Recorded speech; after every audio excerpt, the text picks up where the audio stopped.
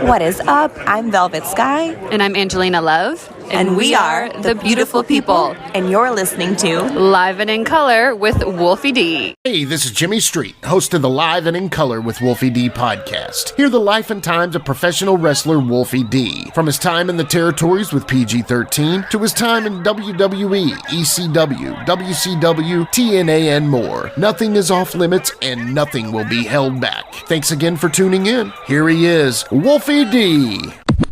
Hey y'all, Jimmy here for Live and in Color with Wolfie D, and I just wanted to say, today we don't have a guest, so what we decided to do is go deep into the archives and bring you the best of the Mount Rushmores. That's right, we're going with all kinds of former guests, Trevor Murdoch, Kevin Lawler, so many awesome guests, and they're bringing you their Mount Rushmore of whatever we asked them. Downtown Bruno did managers, so that's a little bit of a glimpse into what went on there, but we definitely appreciate that, and the other cool thing is, I'm bringing you some clips from my podcast, Give Me Back My Pro Wrestling, with my brother from the same father and mother, the Plastic Sheik, Jared Street. You know, so many cool guests, Pat Rose, Todd Champion, Tommy Angel, so many cool people, David Isley, just heard him on the Nikita show, the guy who trained Wolfie D, Rick Reynolds.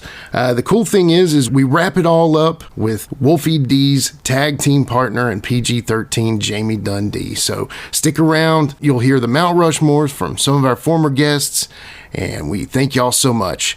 For next week, we'll have a new guest and a new show. But for now, enjoy these Mount Rushmores. We're starting it off with the boss man himself, Live and in Color with Wolfie D. We'll be right back with Wolfie D's Mount Rushmore after the...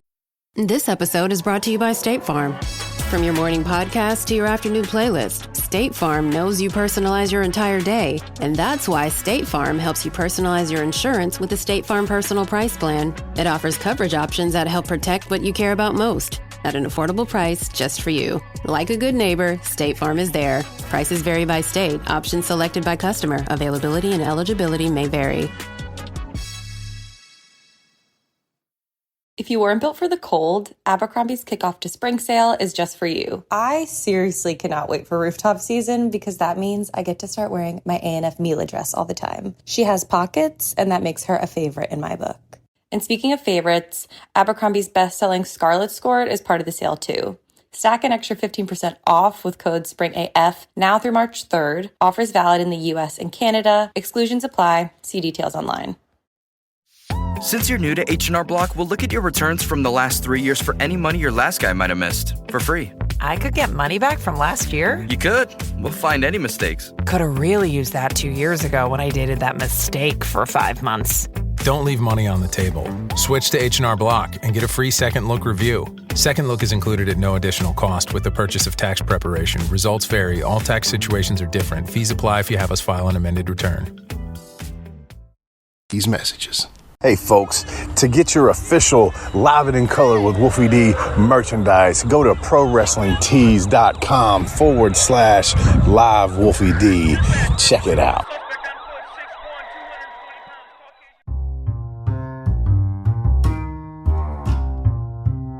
If you're listening to Live and in Color with Wolfie D on Apple Podcast and like what you're hearing, go ahead and leave a 5-star rating. And while you're at it, write a review. Tell us what you liked. Tell us what you'd like to hear in the future. It's very important to us and always appreciated. Thanks again. Who is your Mount Rushmore of wrestling? Put the Road Warriors, you put Randy Savage, you put Kurt Hennig, and there's some honorable mentions. Rick Rude, of course you got to throw Flair in there, and again Lawler, and Sting. I like Sting a lot. Give me your Mount Rushmore of wrestling. You got to throw Harley in there. I'm going to put Steamboat up there because he's the only guy that's ever been babyface his whole career. And like talk about when you talk about as a wrestler and you go, well, I need to learn how to sell and be a babyface.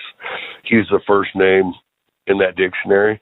And so I think Ricky Steamboat needs to be up there for sure. I think as much as I hate to say it, like you got to put Vince up there as well too, because of the impact he's had on pro wrestling, the good and the bad. I'm not going to sit here and bury him the whole time. You know what I mean? He really he carried the business for a long time. And then my fourth one, man, let's see here. That's a hard one. It kind of goes between Dusty Rhodes and I know people are gonna like get on to me, but you guys remember the missing link? Oh yeah, Dewey, like Dewey Bravo. Yeah. You talk about a guy doing a gimmick at a time when people didn't do gimmicks, and legitimately put fear in people's hearts. You know what I mean? I know, like, it seems like a random name, but I remember as a young guy, like, the power that guy had over me when I was watching him on TV. Like, I was just extremely scared of him. And then, of course, as you get older, you get smartened up to the business, and you get a part of the business, and you realize, like, how good he was for a guy his size, and what power he was able to possess to make me believe in the ring. Yeah, absolutely. That's awesome. So I got another question real quick. So we've got a listener and friend of the show. He's named the Plastic Sheik for @GMBMPW on all the social medias. And he always asks this question. So I'm going to take it a little bit into wrestling here. What is the Dennis Kelly Mount Rushmore of pro wrestling? Oh, that's a good one. Well, okay. So got to put Undertaker up there because he's always been my favorite. Okay. I like that. I was kind of, to your point, big, tall guy, but, was still athletic, was still able to kind of do some of these things that kind of, I think broadened his, obviously amazing career and kind of really helped him be special. I'm trying to think. So I really enjoy Chris Jericho. I think he's done a great job of continuously evolving and not in almost in the opposite fashion. The Undertaker, he continues to change who he is and still somehow, not like in a mysterious way, it's because he's uber talented, but like is able to make whatever he is at that time the best thing there is.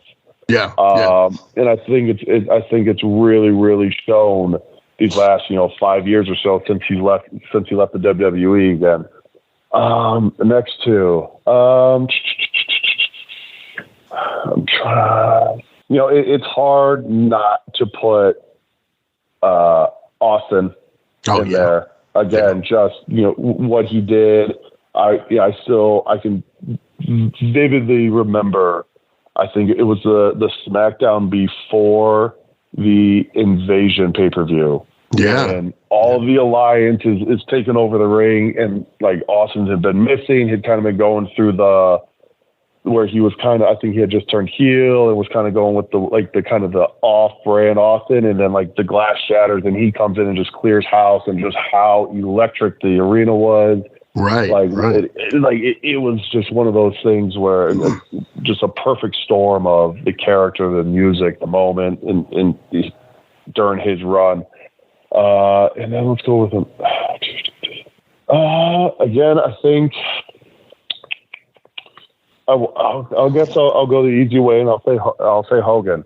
Again, what he did, what he did for the sport, and for him to be so polarizing both ways with his two characters like that, I think tells a lot about what he was able to do, character-wise, timing-wise, of during the time of wrestling, and when he pivoted and became Hollywood Hogan, and just how despised he was, and how he played such a, like, even though he was a giant of a man, was still able to kind of play that weasel.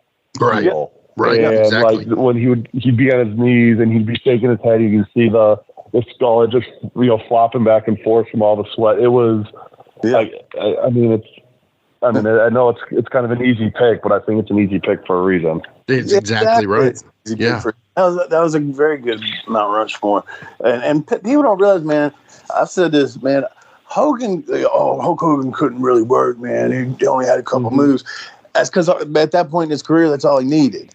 But if you go back and you watch old Hulk Hogan Japan matches and shit, Hulk Hogan could fucking work, man. Yeah. And that's why also when he did switch heel, and like you just said, he wasn't afraid to beg off and, get on his knees and no, that type of shit because he could work. Right. Yeah. Right. Yeah. A lot of big guys now, and shortly, even then, a lot of big guys didn't want to, I'm too big, I'm too tough. They want to play tough guy all the time. That doesn't get a whole lot of heat, in my opinion. That's why Hogan was able to get heat, because he was the big guy that was playing a pussy. Yeah, right, exactly. No, you're right. And when he needed to, I'm not saying he played a pussy all the time, but when he needed to, he knew when to do it. That's called working. One thing I want to ask you, and this is kind of a patented question that my brother asks, and so it's the Plastic Sheik patented Mount Rushmore of Pro Wrestling question. So I would love to know, you being, like I said, the son of one of the greatest of all time, I want to hear your Mount Rushmore of Pro Wrestling. Ooh, wow. Gosh, I mean, I had told my dad one time that he should draw a Mount Rushmore thing of wrestling and do like several different versions of it, to where, because when you think about it, man, there's definitely a Memphis Mount Rushmore and a whatever. Yeah. But gosh, I mean, just in general, when you can only have what is that, 4 guys or 5 guys or whatever that's on Mount Rushmore? Yeah. Whatever you I mean, you definitely have to say Hulk Hogan, and I would say you have to say Andre the Giant, and then after that, do you put your dad on there? Really, with the Jeopardy now? Well, I mean, I personally would, but as far as I think you hold back because it is your dad. I think you hold back. Well, no, I mean, I just kind of look at it just more from this a national, audience, which and a lot more of them knowing him now, and that's one thing that always kind of bothered me is is that he's outlasted everybody really, and the WWE, they never really treated him on the same level that they always did the other legends. They always, really put Dusty over and really put Piper over and kissed all those guys' asses. And he's outlasted all of them, not only just still being alive, but still being in the ring and all that kind of stuff. I personally would just, I said, that's why you got to put him on there. Yeah. And that's what we want. We want your personal. You don't have to make a because I know there's that argument of okay, well, popular opinion, Stone Cold, Hulk Hogan, Andre, Undertaker, something like that. I want to know Kevin Lawler's personal. So. Oh, man. So Andre Hogan, you got 2 more. Andre well, Hogan. If it's my personal, I wouldn't put Andre on there as my personal. I would probably put my personal would probably have Ultimate Warrior on there. Okay. The Road Warriors and there you stuff go. like that. I love it. Gosh. Yeah, I mean, I would put my dad on there. Not just because he's my dad at all, but really because, gosh, I mean, I really feel like he is the most realistic, wrestler ever. And I was just watching, somebody had just posted, and I was watching this video. It was that one Loser Leave Town match with him and Dundee. And it's his matches was like watching a Rocky movie back in the day. I mean, the punches, the bump. I mean, everything was so believable because, he was one of the few guys, if not probably the only guy who, so many guys just take that same bump, Dundee always has that roll bump or Stan Lane, or so many guys just take a classic bump, and no matter what happens to them, they take that same bump. To where my dad, his bump was based off what happened and how much impact was involved with what happened, the physics of the fall. And it just made it seem so much more, real and things like that. Yeah. And I've heard a lot of guys like Raven and so many people who, will say, oh man, he's just the absolute best there ever was. And I mean, I really, feel that way, despite him being my dad or anything like that. It's just, his, just the whole body language of all of it, from a giving and receiving end is just so much more believable than, most guys. Absolutely. Yeah. Absolutely. 100%. Can you give me the mount? And this is not normally the question I ask on this show, although I've been doing it lately. But what is the Tennessee Mount Rushmore of tag teams? Tag team of Tennessee? Yeah, of Tennessee. You're going okay. So we're talking Tennessee. We're talking Fairgrounds too, or we're just talking about like our independent, just Tennessee. Absolutely, any of it, whatever you want. I can. All right. So mine, you got a Mount Rushmore. You got Rock and Roll Express, Midnight Express. Golly. Man, there's more than four. That's okay. You can have five. You got the Moondogs. I remember when the Sheep Herders come through. Man, I know I'm leaving some out, but I mean, there's so many. I know I'm beating a dead horse here, man. But I'm gonna tell you, I've got to put Mephisto and Dante on there myself. Love it. Yeah, that's awesome. Yeah. I agree. I would say here's mine. I would go with Jackie and Don Fargo. Okay. Going back. Okay, you got the Fabulous One, the Rock and Roll Express, Midnight Express, which they were more North Carolina. I'm thinking. Because, hey, you got to throw PG-13 in your Mount Rushmore, right? You don't have to. Stop it. Sorry, Wolfie. Oh, man, but yeah. I thought that would be fun. Well, I'm going to throw the Wild Boys in there, too. How about that? We'll get that voted. Oh, wow.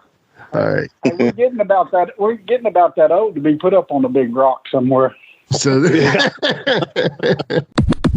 So I've got a question, and I think every one of our listeners would love to hear the answer that you have for this. Obviously, if you had, let me just say, Earl Hebner, Tommy Young, Charles Robinson, Jerry Calhoun, Nick Patrick, whatever, Mount Rushmore of referees. If you had to pick, who would you say your Mount Rushmore of referees is, Tommy? No, in other words, I'm supposed to pick four of us because there's four on Mount Rushmore. Correct. Yes, sir. Well, don't want to get myself in trouble, naturally, but I would say they would probably have to be number one, of course, Earl Hebner. Yeah. David, too. Yeah, David did that match between Steamboat and Randy in the big WrestleMania 3-1 in Detroit, where I'm from. Yeah. That building is no longer there. Where they had the 87,000 or 90 or whatever the hell it was. Right. God, it would have been nice to have had that match. And they worked David to death. So I would guess Earl, David, and, Robbie, Mike Chioda, Calhoun. You can't forget David Manning in Texas. He was a fixture there. Yeah. David's a good guy, and Bill Alfonso was good. Yes, yeah. Bill's still around. He's. I think he's still with us, and he was good. There were so many.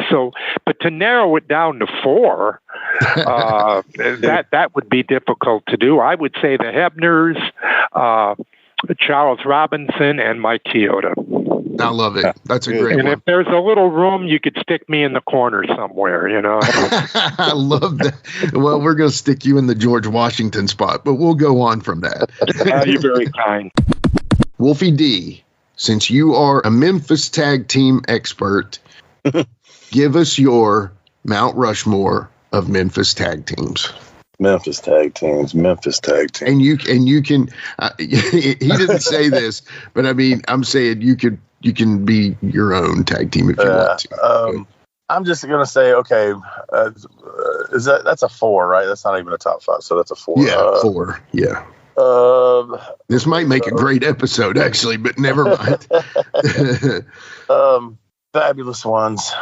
And this is in no particular order, okay? Because this is Mount Rushmore. I don't think they're in an order there. They, right, left to right, maybe, but no. Sure, no, there's no order. Yeah. Fabulous Ones. I'm gonna say Lawler, Dundee. Yeah. even though they had their matches against each other, people still remember them as a team too. Oh, definitely. Man, tag teams though, man, there's so many. I guess you got to go with Rock and Roll, even though they were more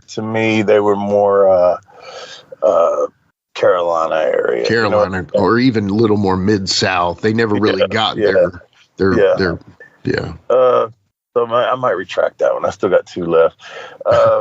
And I will put us in there. Fuck it. I will put us in there. I think at the time, we were needed and we did our job and it helped.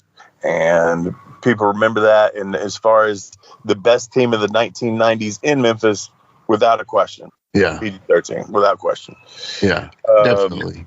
So, Moondogs. Did I say Moondogs already? No, you didn't, but that's an excellent one. Yeah, that was going to be my next one then, Moondogs. Yeah, bro. Because they drew big money with Lawler and Jeff and the whole, had their own battle royal and Moondog rules and all this kind of stuff. So, I mean, yeah. And if I went way back, which, you know me, I'm not that good at the way back, but I'm sure there were some good ones. But when I think tag teams, I think tandem, I think 2 guys that dress alike and that kind of thing. And Lawler and Dundee didn't, but they did, you know what I'm saying? So that's I think that's mine. I'll go with that. Yeah. Okay. I like that a lot. Okay. All right. So, I agree with you. I don't think you can put the Rock. What about Don and Al Green? I can't say I've ever watched a match of Don and Al Green. I'm sure it was great, but you asked me my opinion, right? Ask Wolfie. Right. The OG Heavenly Bodies right there. So you gotta, throw that in there. But I agree. The Fabs really had their best run ever in wrestling in Memphis. Oh yeah. And I think every one of them would agree with that. I was like a kid then, and I remember just how over it was. You know what I'm saying? Yeah, definitely. In Lawler Dundee, you cannot overlook. And that most of the time, their tag team was to fulfill a single story. Right. Where it would work out to where they would have a problem or whatever. But then also PG, you guys essentially were the Fabs of your time. And I know people are just like, what is he saying? Are you kidding me? But whatever, man. That's true. But really, maybe the houses weren't as big, but for that time and what their business was going through right then, it was kind of the same because it was different then. I would love to have Randy Hales back on, and they're coming up on this episode on Vice where The Rock's new thing is he's doing the end of WCW or whatever. Mm-hmm. I would love to talk to Randy about how all the things that Memphis did to combat the Monday Night Wars on Monday night in Memphis. I would love to hear that full story. And maybe, we could have more people than Randy, but it'd be cool to listen to Randy talk about what, that y'all were up against, because they were getting it free at home and they didn't even have to come out. But the ones that came out, man, can you imagine how much they loved y'all? Yeah, and they did. And I mean, the houses were still pretty damn good, man. Thinking about it roughly, just off the top of my head, since you caught me with this question, Bobby Heenan, Jim Cornette, Paul Heyman. Now, let me give some thought to number 4, because without a doubt, Heyman, we're the same age, we came up together, whatever. And, of course, we were both competing for a top spot in Memphis back in the 80s. So, we weren't even friends back then. I love him now. We're like best friends. But back then, we were 2 young guys in our 20s fighting for a position. Right. But Heyman and Heenan and Cornette in no particular order are 3 of the 4. Now, number 4, hell, I'm trying. I don't know. There's Jimmy Hart. Jimmy's right there. I'm going to go out on a limb, okay? I love Gary Hart, but I know he's not in the Mount Rushmore, in a realistic Mount Rushmore. I'm almost going to say Scary Sherry Martel. I would say Jimmy Hart over her. You're right. No, Jimmy Hart, I was going to say, and he's a dear friend of mine. The only reason he didn't just pop out to me, and this is no bullshit, is I see him on almost a monthly basis because we do these conventions together. Yeah. So I was thinking about guys that I hadn't seen. That's the truth. Yeah. Jimmy's definitely. Jimmy's the one that paved the way for me and everybody else in the Memphis area. But I was thinking about other guys, like Lou Albano was a shit. He took away from matches. Freddie Blassie. Freddie Blassie was, God bless him. He was a great talker and a great heel. But he was there mainly because, he was a loyal person to the WWE, the McMahons, which is that they're very loyal to the people that are loyal to them. Thank God. Oh, man. To me, it's Midnight Express comes in probably right with Rock and Roll. I mean, it's neck and neck. I'm not going to say one's above the other. It's Mount Rushmore. They're all kind of blended in. Yeah. So if we're doing tag teams, I mean, that's 2 guys each, but it's 4 total. So we're doing 4 total teams. Yeah, do 4. Yeah, on the Mount Rushmore. We'll crowd them on that hill. Road Warriors probably going to be right mixed in there as well. And then I always loved watching Arn and Tully work together too. I think it was so good just watching. And whoever they were in the ring with too, they're always trying to make look like $1 million, similar to Midnight. So for me, that's probably the 4 I would throw on the list. That's an incredible 4. Yeah. If you could create the Memphis Wrestling microphone Mount Rushmore, who would be on it? Meaning, who were the best on the microphone? Yeah, talkers. Man, there's a lot, really. Austin Idol was really good. Handsome Jimmy was good. When I think of people on the mic, it's for me, it's more of like get you pumped up, make you want to buy a ticket. You know what I mean? Yeah. And I mean, of course, the Lawler, Dundee, Dutch. Your partner. Yeah, Jamie was good. I mean, Jimmy Hart was great on the mic back then. Yeah, absolutely. I mean, my brother was good on there. Yep. I mean, Bill Dundee. I mean, so many really were so good at.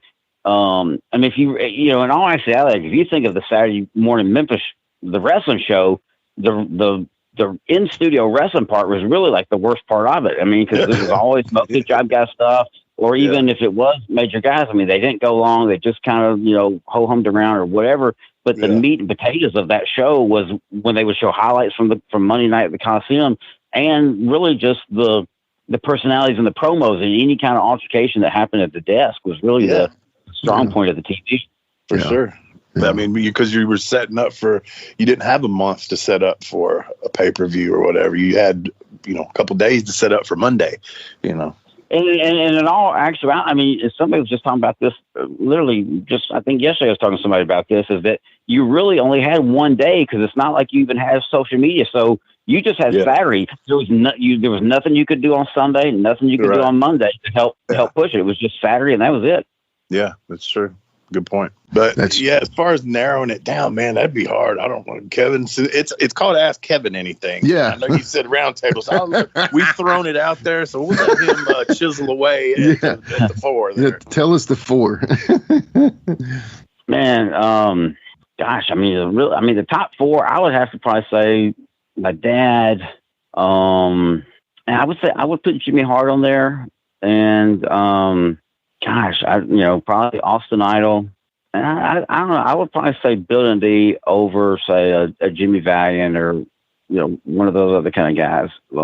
But I had to say Dutch would probably be like the next guy in line after any of those kind of guys. But runner up. Yeah, definitely.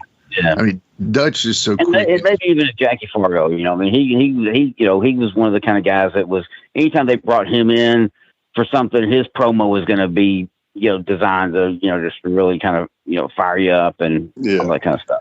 Yeah, I mean, when it came to firing up, Wolfie D wasn't bad at that, man. So. Well, when it comes to firing up, you have to include Tommy Rich. Somebody said something about fired up. Of course, somebody said something about it. You have to.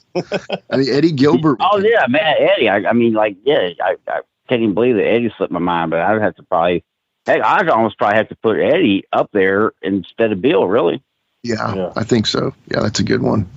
But Bill had that accent, man. Part of that, was the fire and the accent, and you put it together, and it just sounds. I want to listen to more of that, and that kind of stuff. But it was good, but I don't know. Bill had a certain kind of a personality in a way that could just kind of, he could just sometimes kind of be all over the place or something, to where like Eddie could be more focused on to the point about, you know, whatever it was that he was talking about. Yeah. Let's take a quick time out and get a word from one of my dope-ass sponsors, and we'll be right back with more Live and in Color with Wolfie D. I think you're on mute. Workday starting to sound the same? I think you're on mute. Find something that sounds better for your career on LinkedIn. With LinkedIn Job Collections, you can browse curated collections by relevant industries and benefits, like flex PTO or hybrid workplaces, so you can find the right job for you. Get started at linkedin.com/jobs. Finding where you fit. LinkedIn knows how. Every cup of Nespresso coffee is an invitation to transform your morning routine into a ritual you can treasure each and every day. Using the Virtuo Pop, a simple touch of the button freshly brews bold aromas and a rich, velvety crema layer for delicious cafe-quality coffee at home. Whether you enjoy your coffee hot or over ice, every sip, every morning is unforgettable. Nothing tastes like Nespresso coffee. Visit Nespresso.com or our app to explore our full range of easy-to-use machines and coffees not found anywhere else. Are you done with the cold? Well, on Saturday, March 29th, we've got something to warm you up. It's Glory Days GrappleCon 2 at the Residence in Tampa Suncoast in Lutz, Florida. This all-day event will be a WCW reunion and feature the stars you remember, such as Double A Arn Anderson, the Russian Nightmare Nikita Koloff, Ming, Dirty Dutch Mantel, Colonel Robert Parker, Bunkhouse Buck, and much, much more. There will be over a dozen stars in attendance. Make sure to head on over to Tickstree.com to get your tickets for Glory Days GrappleCon 2.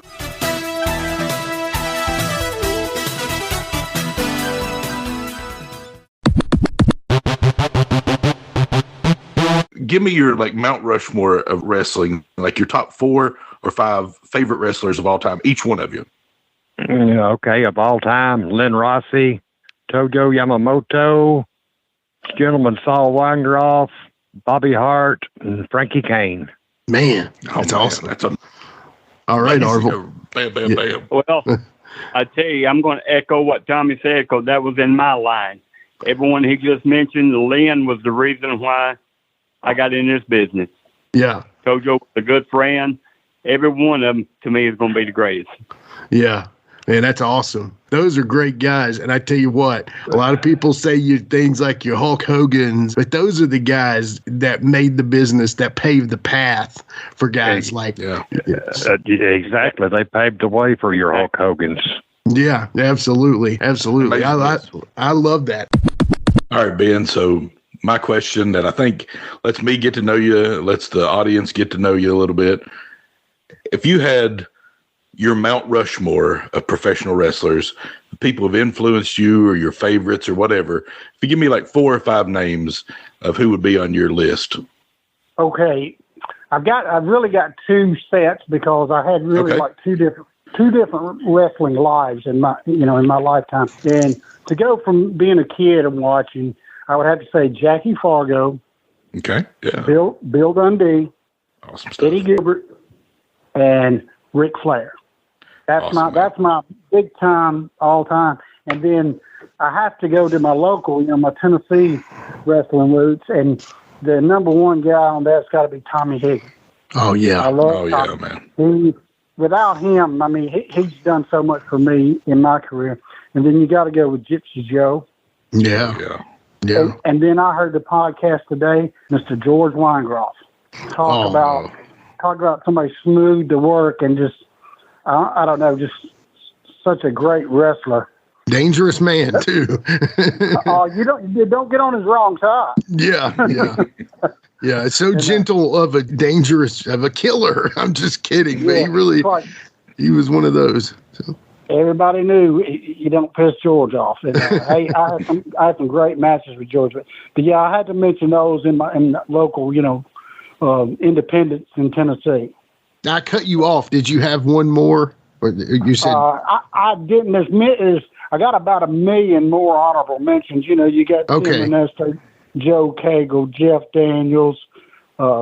You can just go down the line. You know, you got Shane Morton, Rick Reynolds. Yeah. I mean, Tennessee is so rich in talented wrestlers, and you know, we all can't make it and be the big stars. Right. But I'm gonna tell you, if you lived in Tennessee back in the 80s, 70s, 80s, 90s, you could go within 50 miles of your house any which way and find a good wrestling show. If you could have a Mount Rushmore of your all-time favorite or just the all-time wrestlers to you, that could be impacted your life, your favorite, or just people you like to watch, or it could just be your opinion of who's the best. And you could even have a fifth one, 4 to 5 of your top wrestlers of all time. So just after being in the business, or just like growing up, who I thought, or just in general? All of it, man. All of it. Any or all. Yeah. Yeah. Big influence on my career, made me want to be a professional wrestler, was, believe it or not, Ken Mantell, when he was a world junior heavyweight champion. Yes. Awesome. Ted DiBiase's got to go in there. Ted's one of the best workers that was ever in this business. Yeah, absolutely. Ricky Morton. Oh, yeah. Good, true, close friend of mine. I love Ricky to death, but he is this business personified. Yes, he is. And then, just because I love him, superstar Billy Graham. Okay. That's awesome. Man, that's a great Mount Rushmore. So Rushmore belts. And, oh, my gosh. You know, the first one's easy because it's the answer I always give when I've told you the main guy responsible for why I do this, but the main belt that was responsible for me getting into this business was it ran from about late 1981, this particular version, until about 1989. And it was the AWA Southern Heavyweight Championship from Memphis. Oh, dude, that's a beautiful belt. It is. Yeah. And these days, everybody thinks it's got to be a foot tall, and it's got to have 1,500 CZs on it. And it's got to shine like a diamond in a goat's ass. But I'm going to tell you something.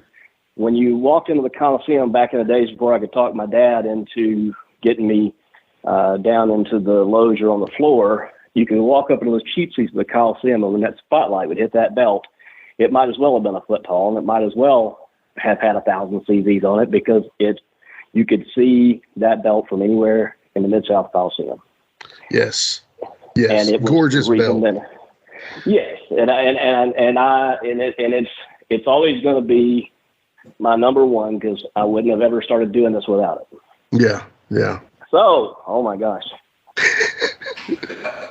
All right. So we'll go from that to, this is going to be easier than the guys. We'll go from that to the 10 pounds of gold.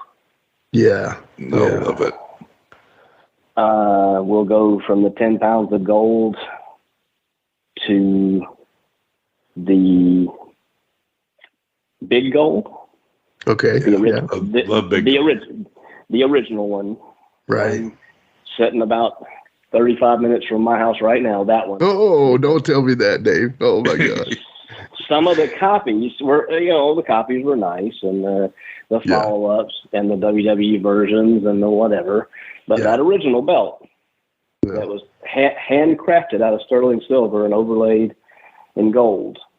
That Crumb Rind belt is one of a kind. And, there's some beautiful copies out there, but there's only one real one. Yeah. So we'll go with that one. Yeah. And then we're going to get a little more personal. And even though it didn't originate with me, God knows I've done more of them than anybody else. We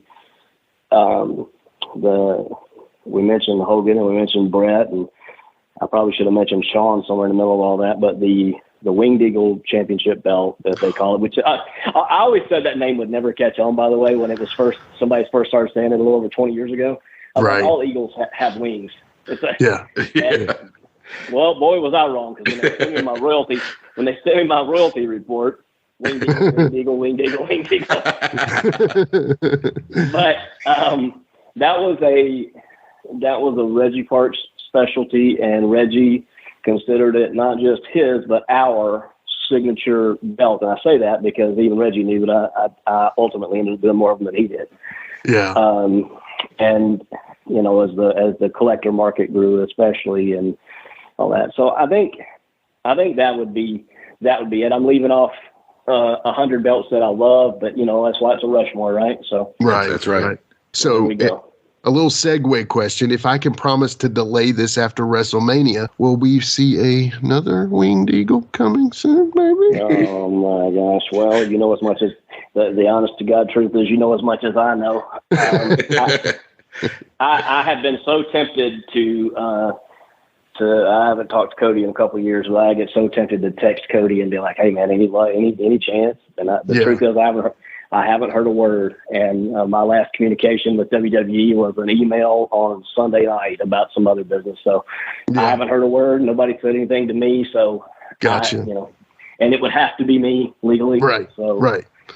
So that's the truth. I guess if I was being coy, then you could say read something into it. But the truth is, there's been zero communication with me about it. Yeah, it's such a beautiful belt. What is your Mount Rushmore of pro wrestlers? Well, one of my top that I was always a heel fan growing up. I always liked the heels. Yeah. You know, so, you know, it was just, to me, Ric Flair back in the day, I mean, he was just, you know, the man, you know, he said it many times, to be the man, you got to beat the man. He was the man for me when I was a kid coming up. You know, it was like you didn't get much better than Ric Flair. Another one, and I know everybody's going to say, "Oh, he said that because he's kin to it." Ricky Morton, man, to be a babyface. If you wanted to learn to be a babyface, watch Ricky. Watch Ricky. Yeah, absolutely. Yeah. And man, this is probably a surprise to a lot of people. Lawler, man. To me, Lawler, you didn't get much better than Lawler in Memphis, man, back in the day. Yeah, and man. And I guess my favorite, you know, Flair was really good back in the day, but my favorite per se local regional kind of person, but he went on to be worldwide too, Eddie Gilbert. Man, I loved Eddie Gilbert. Oh yeah. Man, he was so way ahead of his time. Yeah. And man, he just had a mind, and it just some of the stuff, you know, they did in Memphis. I know they took turns sharing the books or whatever, but a lot of that great stuff, the feud with Lawler, Eddie come up with most of that, you know. He was an awesome individual. We do a series on our show here randomly that will be like What If, and we want to do a deep dive of what if, you know, Eddie had not passed and where he would have landed and what he would have ended up. I mean, honestly, I would see him being a big time executive at one of the major companies today, you know, if he could stand it, for sure. You know. Yeah, for sure. Yeah. But my wild card, fifth one, would be Barry Windham. I thought he was always underrated. Man, Barry Windham was great. You know, very underrated. Yeah, very underrated and very talented, and just it looks so easy to him. You know what I mean? Yeah. I mean, everything he did just looked so smooth, and you know, he was.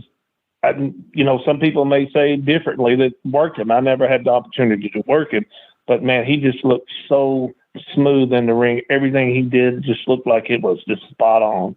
And it's like, wow, you know, so he would be my wild card or my fifth person, you know.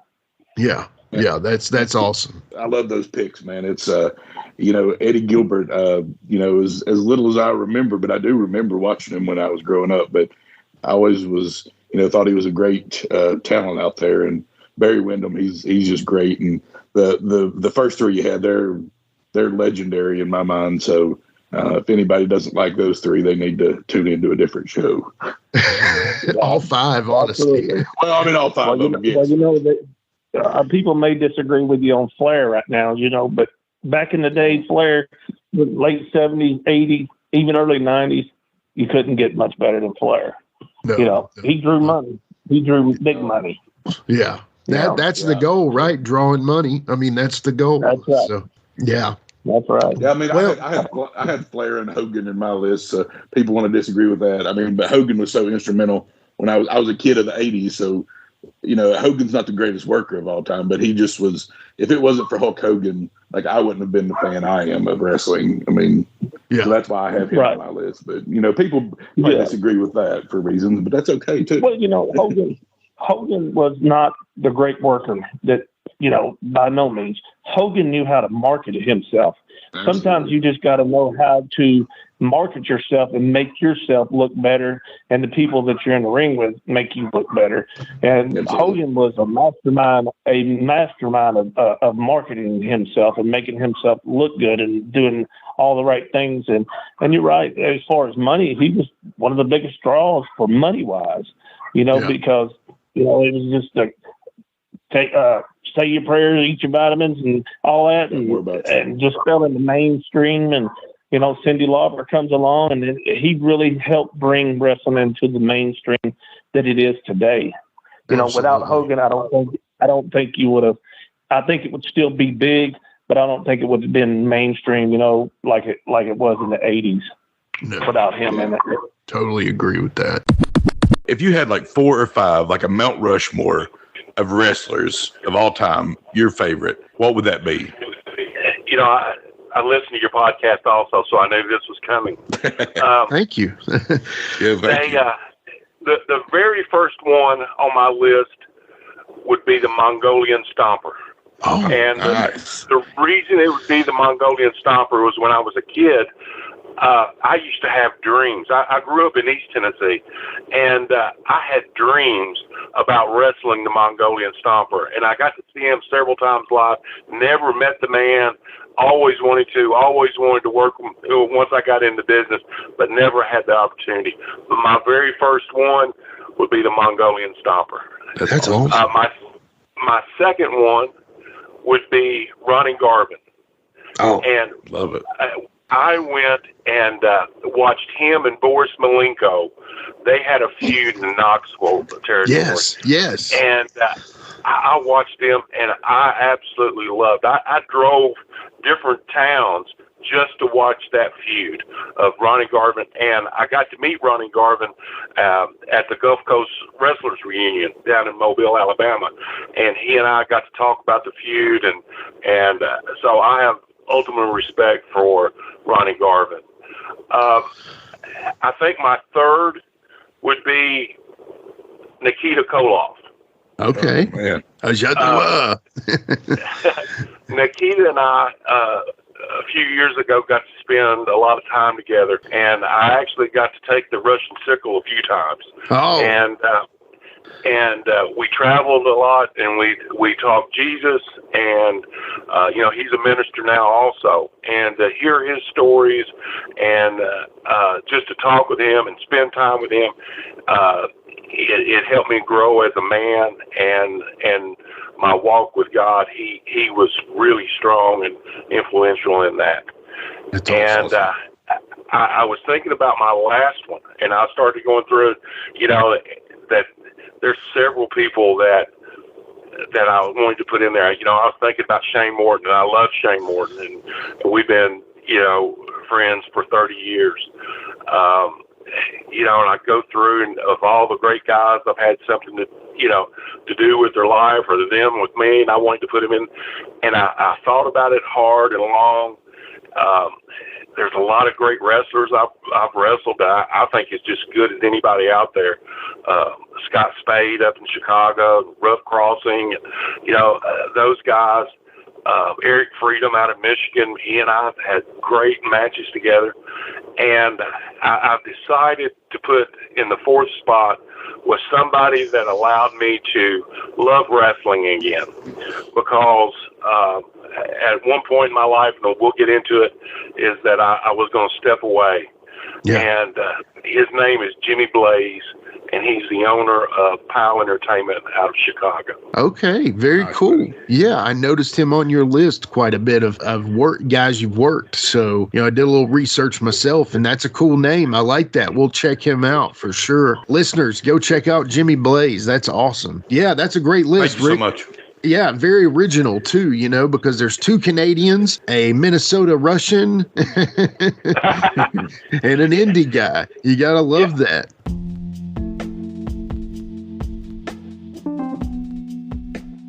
And now a word from our sponsor.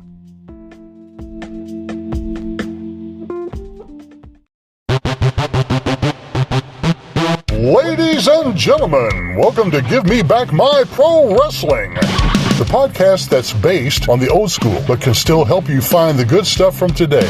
Jimmy Street and the Plastic Sheik, Jared, are the undisputed tag team champions of the wrestling podcast world. From thought-provoking topics to superstar interviews to action figure expertise. This team does it all, and all they ask is, give me back my pro wrestling!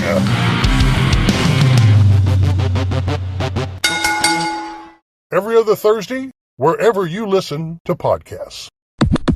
All right, Tommy. So this is a question. If you had like a Mount Rushmore of wrestlers, give us like your top 4 or 5 guys.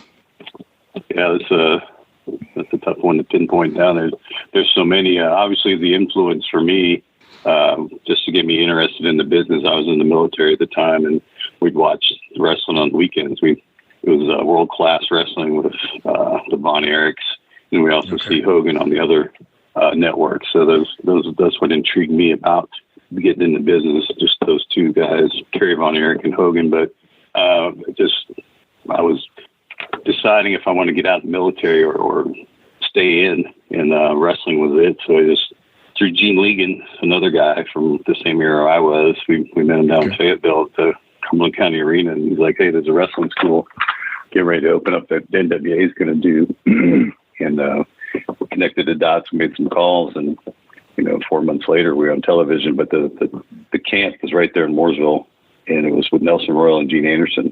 Yeah. We had to try out with 20-some guys. But so working out with Nelson and Gene, those 2 guys obviously influenced me the most, because Gene was a heel, Nelson was a babyface. So you got the best of both worlds training you as the psychology of the business.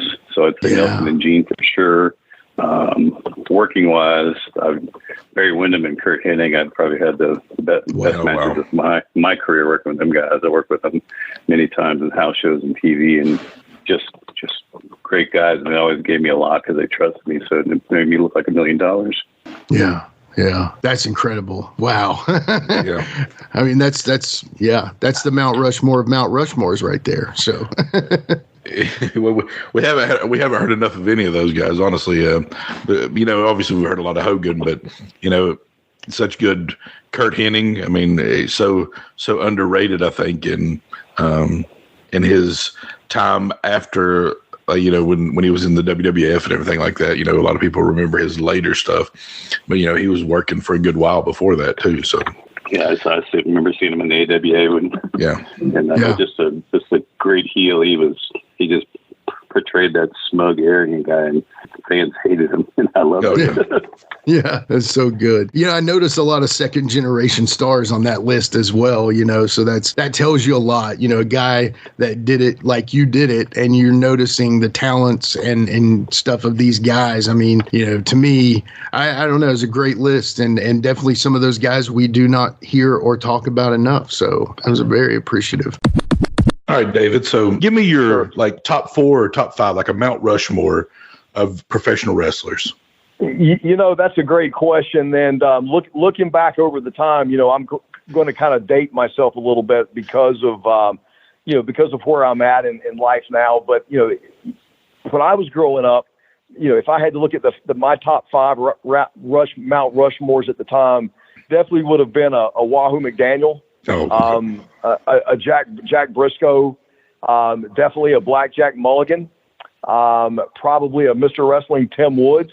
And you have to have the Nature Boy Ric Flair in there as well. Those were probably some of the guys that I looked up to when I was starting out and just breaking into the wrestling business. But there's just so many more names that influenced me over the years. But that's a few off the top of my head that I can remember that that really because you have to understand, guys, when I was coming through, we didn't have the internet back then. We didn't have We didn't have cable television till later on in the 80s. So when I was a kid growing up, all I was able to get was Mid-Atlantic Championship Wrestling with Bob Caudle and, Rich Landrum and David Crockett. And sometimes on Saturday mornings, if I turned my rabbit ears just right, I could probably get a little bit of the Fuller's program out of Tennessee. Yeah, yeah. What a list, man. That's a great list. And when you got Wahoo McDaniel on there, man, that's a great start to it, man. It's a awesome list. All right, Pat. So this question right here is designed to kind of let the audience get to know you and your influences and to let us get to know you. But if you had like 4 or 5 wrestlers that you could say are on your like Mount Rushmore of best wrestlers, or who would they be? It's funny. I done an interview last week with a big podcast guy here in Chattanooga, and that was the first question he asked me. Oh man. Man, I've got to go with Terry Funk, Harley Race, Ric Flair, one more, right? And 1 or 2. You can have 2 if you need it. Let me have, and these are tag teams: Midnight Express, Rock and Roll. Oh my gosh, man! That might just be the list. I might not need to ask that question anymore. Yeah, I think we got the one. Ding ding ding ding. Yeah, you just broke that. You just broke that question, I believe. Man, you know what? I never got to work with Harley or Terry Funk, and I've had Terry on my show, or a radio show, Seth Hook, Pat Rose. Yeah, and had him on a couple of times, man, and I love that guy. I hate it he passed away, but we all got a transition. Right. But what a super guy. And Harley Race was always one of my favorite wrestlers. The way he moved. Oh, it yeah. was so methodical and smooth, and he didn't rush. And the guy was great. Really was. He really was. The Funker too, man. I tell you, he's one of my favorites of all time as well. But he's just so funny, especially when you get him on a show. I'm sure you noticed that when you had him on your show. It's just hilarious, man. Yeah, he is. He is. And I was lucky, man. I got to hang out with Dory Jr. Over in Puerto Rico, and got to know him really good and talk to him a lot. And through that, I got introduced to Terry when we was doing WCW, and he was an announcer or whatever. Yeah, and just a super guy. That's awesome. Guy. That's awesome. All right, Todd. So 4 or 5 wrestlers that are on your like Mount Rushmore of wrestling. Who would that be? Mount Rushmore Wrestling. There's a lot of dudes out there that could be on that. But you said only got 5. Yeah, you can have 6 if you need it, but. Yeah, whatever you need, man. Probably Ric Flair. Yeah. Okay. I'd say Arn Anderson. Oh man, love it. I love it. Love Arn. Double A is one of my favorite of all time. So yeah, I love Arn to death, and that's a funny dude too. Yeah. And then I would probably say Ricky the Dragon Steamboat. And I'm using these guys because these are the guys I worked with. Mm-hmm. Yeah. And I know there's others in different companies, but these are the guys that I worked with. Probably I would say Terry Gordy. Oh, yeah. A bruiser. I love it. Yeah. Terry and I were tag team partners in Japan. Right. And right. Yeah. That's where I really got to know him, and super dude, just a great guy. Probably Dusty Rhodes. Yeah. Okay. Very cool. Man, a great list. Yeah, so far. And then probably last but not least would probably be Nelson Royal. Oh, man. So, Mike, this will just let everybody know kind of who influenced you to want to get into wrestling or who you've liked to watch. If you had like a top 4, top 5, they call it, people want to call it a Mount Rushmore of pro wrestling, who would that be for you? Well, for me, growing up here in Virginia, been in the Mid-Atlantic Territory and the Southeastern Territory, so that's about all we had back in the 70s growing up. So the very first man on my list would have to be Chief Wahoo McDaniel. Oh, man. Yeah, I love it. As a kid, he was my favorite. Just being an Indian, the headdresses, that type of stuff. And I can tell you a little story here in a minute. That's one of my influences that got me hooked on wrestling. But somebody else, Dusty Rhodes and Ric Flair and Jerry the King Lawler.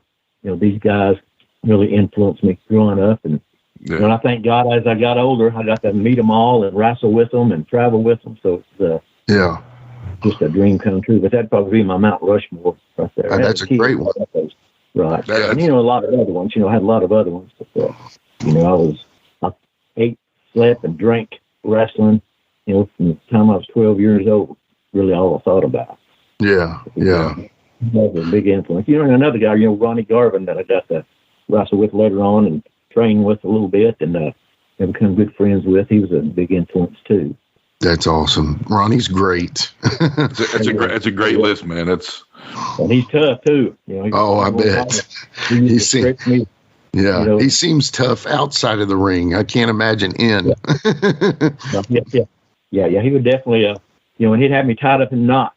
But I was looking. I was learning. I was seeing where his hand was. I was seeing where his foot was. Nobody wanted to wrestle me a month after I wrestled Garvin because I'd do to them what he did to me. You're sugaring everybody. Garvin stomping everybody. I remember he would do that to those poor guys like the Mulkeys or guys like that, those guys on TV, and I'm just like, leave them alone, man. You're killing that guy. I wrestled in an independent show one time, and I think this was up in like Louisa, Kentucky, and the guy run the show, and it was like the third day of the tour, and I come in, and he pulled me to the side. He said, Garvin's been stretching everybody and not giving anybody anything. Yeah. He said, I will double your pay tonight if you'll just give him a match. Thought, hey, sounds good to me. And this is the thing here, and this is probably, I want to say probably early 90s. By that time, I didn't have the real long blonde hair anymore. I had the short spiked hair, sort of looked like Garvin. Yeah. So I get to the show, and I get out of the car, and the fans are running up to me saying, Ronnie Garvin. and Garvin's pulling in about that time, and he sort of let his hair sort of grow out a little bit, and it's dark, and it's pepper gray a little bit, and he's not got the blonde spike anymore. Right. And I said, no, that's Ronnie Garvin right there getting out of the car. No, it ain't. You're Ronnie Garvin. Ronnie's hearing all this. I'm thinking, great. I got to wrestle him tonight. That was one of the toughest matches I ever had in my life. When the bell rang, first thing I done, I knew he was going to chop me and eat me up, so I just backed him in the corner. I reared back and I hit him with 4 or 5 open hand chops as hard as I could hit him.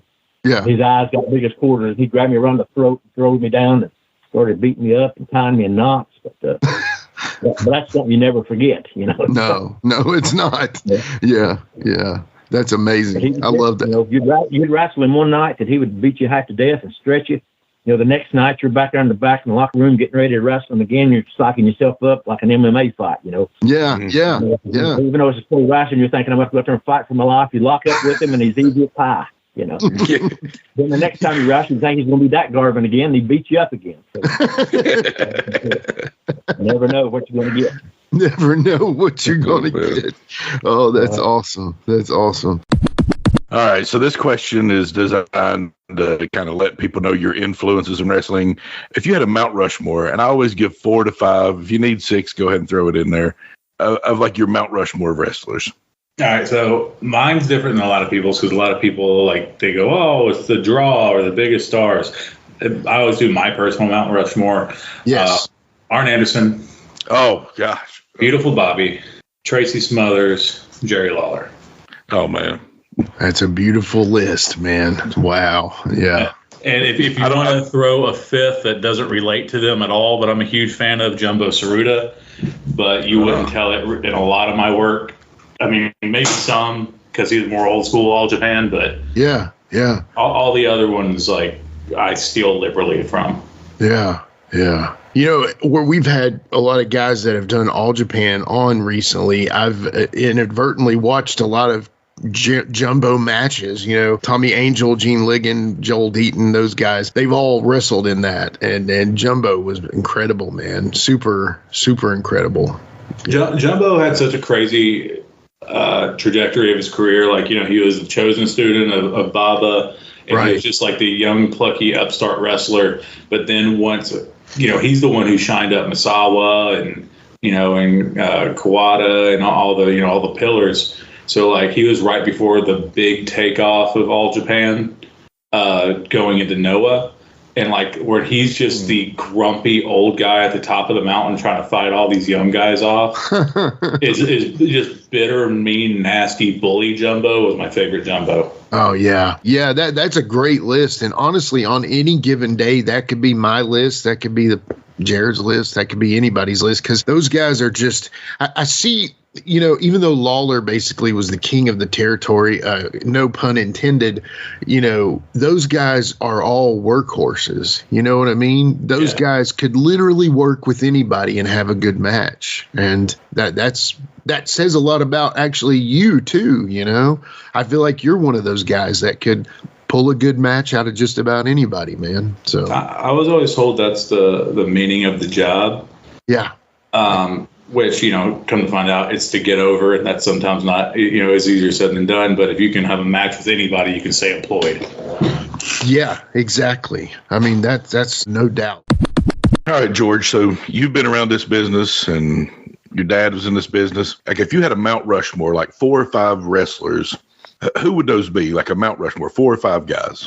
Well, personally, I would start with Randy Savage, because he was such a good worker. He was a pleasure. He wasn't too loose. He wasn't too stiff.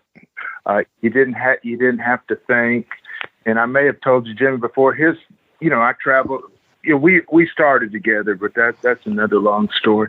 But his philosophy was he wanted to have everybody's best match, whether it was a midget or it was Andre the Giant.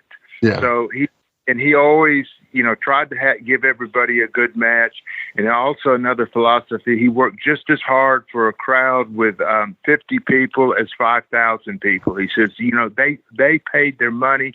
They deserve a good match. Don't sit on your butt. Yeah. So, yeah, he was really good about that. That's awesome. That's awesome to hear, man. That makes you respect him even more hearing that from you. Oh yeah, you know, guy. If there's not a good crowd, they'll just lay down and they don't care, you know. But that wasn't him. Don't penalize the ones who came, right? That's what he would say. He had a good attitude. You know, he may have rubbed some people the wrong way, but he was good on a lot of things. I would have to say Ric Flair. I never worked with him. I was in dressing rooms, and I know a lot of people have negative things, but he was always a gentleman to me. He's the first one to come into the room and shake your hand, invite you out to do something, and he always remembered you. I thought and he was wearing a suit. He was always class. Yeah, no doubt. And the other one would be Ronnie Garvin. He had great ring presence. He got over just walking from the dressing room to the ring. You knew, you know, that this guy was tough and somebody special. Yeah. You always felt like he could actually beat up the guy. Yeah, exactly. There you go. Yeah. Yeah. He wasn't just lollygagging to the ring, you know, and I mean, you knew he was tough. Yeah, absolutely. Yeah. Is that the ones you got? You got any? You got one? There was. I like this guy, Garo Tenaru in Japan. Oh yeah. Yeah, he was a big guy. I think he was second in the Olympics, but he was tough. He was good. Carried himself. I was really impressed. There might be some more. I'll just have to think about it. Okay. Yeah, that's a good list, though. That's an incredible Mount Rushmore. All right, Jamie. So this is a question that's going to, you know, I wouldn't mind you to answer this in maybe 2 ways. Okay. You know, like, so I always like to know, like, a Mount Rushmore of wrestling for you. Like, who influenced you? Who did you like to watch? Who do you think is the greatest of all time? The very greatest. The reason I became a wrestler, being the son of a wrestler, you really don't want to grow up and be a wrestler. You do when you're a little boy. You know, you watch your daddy on TV, and that's cool, and you go to the shows. But it's kind of like you don't. You know, my daughter, my 15-year-old, sitting here with me. She has never seen me in the ring but one time in 15 years. Yeah. And you see what I'm saying? Because it's a totally different world, and when you get struck by that stardom part. But what made me want to be a a professional wrestler is the greatest professional wrestler on our planet, and that was my brother-in-law, beautiful Bobby Eaton. Boom. When Amen. I watched Bobby Eaton in the ring, brother, I said, wow, this dude has got it. And, of course, my dad was my hero, of course, like all little boys. And Jerry the King Lawler, by God, Lawler and Dundee, if you have never seen a Lawler and Dundee match, when you turn one of them on, you won't know if it's a work or if it's a shoot or it's so believable that I still to this day don't know. But it's Bill Dundee, Jerry Lawler, my brother-in-law, beautiful Bobby Eaton, and of course Ricky Morton and Robert Gibson. Because you know those people were around my whole entire life. When my daddy became a booker and went to Louisiana for Bill Watts, or we went to Charlotte for Crockett, or we went to wherever we went, here and there, bounced all over the world, my dad would always take the Midnight Express, the Rock and Roll Express, a referee named Ronnie West, and he would take guys like Terry Taylor or a few others, but always the Rock and Roll, the Midnight, and Bill Dundee. And we would move, and we would all go together. You know what I'm saying? Awesome. And so those gentlemen have been such a big part of my life that Bobby passing away was just, it was the very first really devastating, because I believe me, I buried a lot of my wrestling brothers that I loved and that I've been up and down. But when Bobby Eaton passed away, it was bad, man. And, but also that's, like I said, I have learned to accept death. Death is coming for every one of us, whether we want it to or not. And so I just feel that to become a professional wrestler, what made me say this is what I'm doing is watching my brother-in-law wrestle Ricky Morton and Robert Gibson. I mean, honestly, when I watched it, it was just the greatest thing in the world. And then, then of course, everyone knows the Rock and Roll versus the Midnight is, bar none, the greatest. Or hell, the Rock and Roll versus anybody or the Midnight versus anybody is right. Amen. That is what made me want to be a wrestler. Man, there was a match with your dad and Jerry. It was in the 80s, and I think Sting and was by ringside. It was a loser leaves town match. That is one of the best matches. That was the second deal where they built it up for my mom to shave her head. People thought they were going to shave my mom's head again for the second time, but and she went to the ring with it, and it was Paula Lawler and Jerry Lawler, and then on the other side was Beverly Dundee, and it had a lot. It had Billy Travis, had Sting and the Warrior as the Freedom Fighters. It had Pat Rose. It had a whole bunch of wrestlers. Every wrestler in the company, they put them on around the ring, That's and awesome. that was really unheard of back in that day, because you had to kayfabe, and they had all these guys sitting next to each other because that's how they made it. Like that's what it was. That's how big of a deal it was. Right. I'm telling you though, it's one of the greatest matches I've ever seen in my life, and I've seen a whole lot of matches. So 60 minutes it went. It went like 65 minutes or something. I know. And they never ever lost the people, bro. I mean, that's see what the world don't really understand. When you watch Vince McMahon come to town and he brings all them lights and all them cameras and he hits your town, and he comes one time a year to your town. Yeah. And most of the time he don't sell the building out. Right. He has to give the tickets away to make it full. Yeah. In our world, every single Monday night, they had to go to the same building with the same people. Every Tuesday night, you had to go to Louisville with the same people.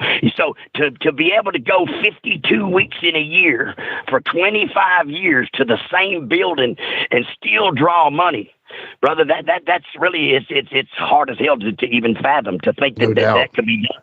Yeah. I mean, how many times will you go see a movie? Maybe twice, 3 times at the most.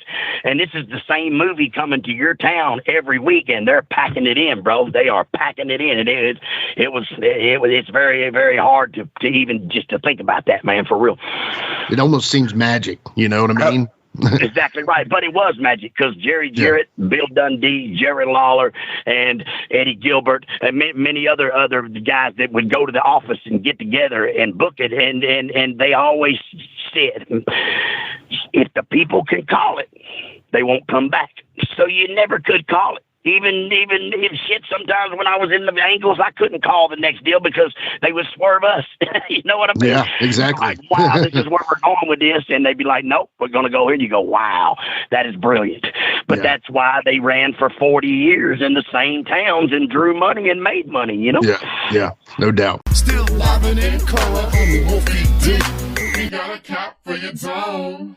Are you a pro wrestling fan? Well, stop by Captain's Corner, where you can get autographed photos, cards, magazines, and figures from all of your favorite wrestling superstars of the past, present, and future. You'll also be able to participate in live signings in the weeks and months to come. Make sure to stop by Captain's Corner on Facebook and give us a holler. Remember, cheers to the working man. That's right, it's the talk of Middle Tennessee, the channel you love to hate and the channel you hate to love. It's Brian Turner from Brian Turner's VHS Rehab. And if you're looking for matches from Wolfie D to Jerry Lawler to Dusty Rhodes and the team that put a pimp before your eyes and a goatee between your thighs, Booty Call and Athena, go to lostwrestling.com. See, I made it easy for you. Brian Turner's VHS Rehab. Booyah.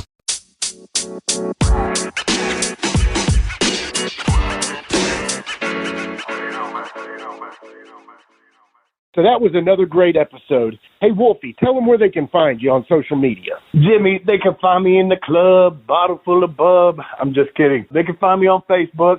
My personal page is Warren Wolf, WLFE. I'm on Instagram at Warren Wolf 13. You can always find us on Facebook, Twitter, Instagram, and YouTube at Live Wolfie D. Here's the thing. Wolfie always has offers for his autographed photos. He has a selection of some awesome photos from throughout his career that he will autograph and personalize any way that you want him to. Just contact him either directly at his personal Facebook page or through any one of our other pages, and we'll make sure you get in contact directly with Wolfie. Get those photos, right, Wolfie? Yeah, I've got some good stuff on there, to help with the podcast. Folks, if you can't get out to a show to meet Wolfie D, there's nothing like that, especially for the fans of PG-13 and Wolfie D. And before we go, you can always find me, your host, Jimmy Street, at James Rock Street on Twitter, Instagram, and YouTube. And hey, Jimmy, before we go real quick, I just want to add in there, from the bottom of my heart, I really appreciate, first of all, the work you've done for this podcast. You have worked your butt off. Secondly, the people that are liking the page. Beyond that, even more, is the people that are listening, and we really appreciate that. Yeah, and remember, guys, the podcast drops a new episode every Monday at noon, and our past episodes are streaming now on demand on all major podcast formats. Thanks again.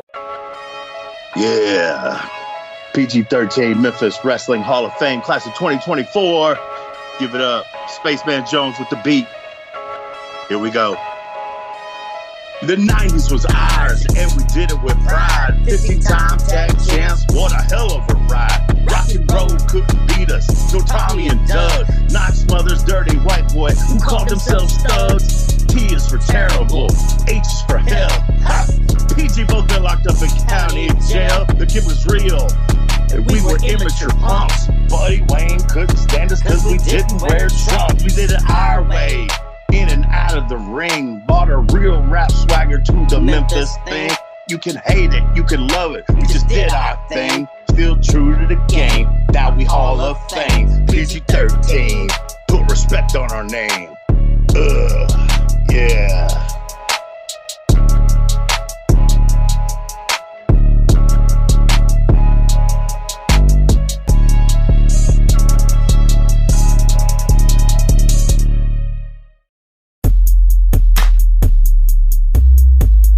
This has been a James Rock Street production.